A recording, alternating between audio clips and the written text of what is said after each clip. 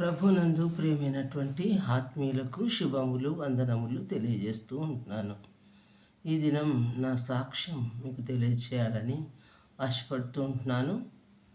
కీర్తిశేషులు శ్రీమతి మరియు శ్రీయుతులు పాల్ రూతమ్మ క్రైస్తవ ఉపాధ్యాయ దంపతులకు 5వ సంతానం శ్రీమతి ఎన్ మేరీ శ్యామల దేవి ప్రభాకర్.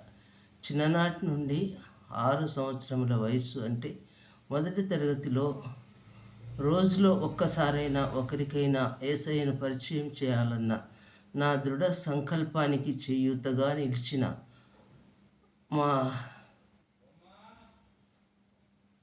భర్త ప్రభాకరయ్య గారి సహకారంతో వేదాంత విద్యను అభ్యసించి నా ఆశయం నెరవేర్చుకోవడం జరిగింది. నేటికి 68 సంవత్సరముల వయసు చివరిలో ఉన్నాను. ఈ నూతన అధ్యాయం సోషల్ మీడియాను వినియోగించటంలో విస్తరణ జనవరి 2024 ప్రారంభానికి ద్వారం తెరవబడటం దైవ సంకల్పం. అయితే గత కొంతకాలం క్రితం రెవరెండ్ శారదమ్మ గారు, నా చెల్లి లావణ్య, మరి నా కుమారుడు చైతన్య ప్రోత్సాహంతో కొంత ప్రయత్నం జరిగింది. అయితే అది రూపుదాల్చలేదు. ఇది దైవ ప్రణాళికగా నా భర్త తరపున సమీప బంధువురాలు శ్రీమతి లీలా ప్రియంవద ద్వారా దేవుడే మాట్లాడించి ఊహలకందని దేవుడు తనకు తానుగా, ఆంటీ మీరు వీడియో చేస్తే బాగుంటుంది అన్నటువంటి నాకు తలంపు వచ్చింది. నాకు దానియేలు గ్రంథం, ప్రకటన గ్రంథం ధ్యానాలు వినాలని ఉంది అనుకుంటున్నాను. మీకు యూట్యూబ్ ఎలా వినియోగించుకోవాలో నేను నేర్పుతాను అని చెప్పి మరి నాకు నేర్పించడం జరిగింది. అయితే ఈ యొక్క సోషల్ మీడియా వేదికగా నేను కరోనా టైం నుంచి మరి ఇంట్లోనే కూర్చొని వాట్సాప్ ద్వారా స్త్రీల మైత్రి సమావేశాలు జరిపించడం జరిగింది.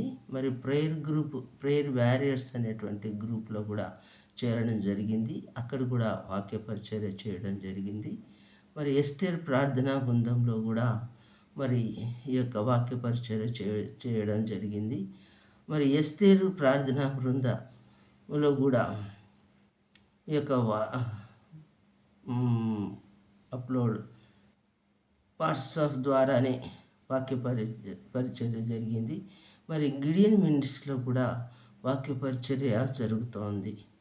అయితే దేవుడే ఈ కృపా ద్వారం తెరిచినందుకు, దేవుడు నా ప్రార్థన ఆలకించి జవాబిచ్చినందుకు మొదట దేవునికి, నన్ను బలపరుస్తూ ప్రోత్సహించిన వారందరికీ, ప్రత్యేకించి నా ఆత్మీయ కుమార్తె లీలకు కృతజ్ఞతలు తెలుపుతున్నాను. నా ఆత్మీయుల సహవాసం నాకెప్పుడు ఉంటుందని నమ్మకంతో ఈ సాక్ష్యం మీ ముందు ఉంచుతూ ఉంటున్నాను.